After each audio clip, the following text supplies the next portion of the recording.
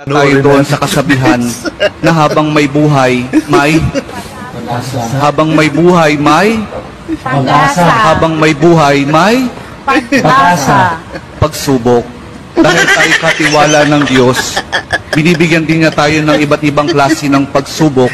Kaya po doon sa pagsubok na yon, saka pa lang natin mauunawaan na talagang ang ating buhay ay mayroong, habang may buhay, mayroong Pagsubok. habang may buhay, may Pagsubok. pagbangon. Huwag niyong hayaan na kapag meron kayong pinagdaraan ng pagsubok, ay hindi kayo babangon. Kailangan meron tayong pagsumikap na pagtsatsagaan natin yung ating mga pagsubok na pinagdaraanan. At kapag merong pagsubok at merong pagbangon, saka pa lang natin mauunawaan na talagang ang ating buhay, na habang may buhay, may Pagbangon. habang may buhay, may Pagbangon. pag-ibig.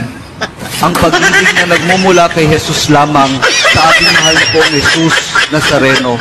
Dahil doon, kapag naunawaan natin itong mga bagay na ito, na habang may buhay, may pagsubok, may pagbangon at may pag-ibig na nagmumula lamang kay Jesus, saka pa lang natin mauunawaan at matatanggap na talagang habang may buhay, may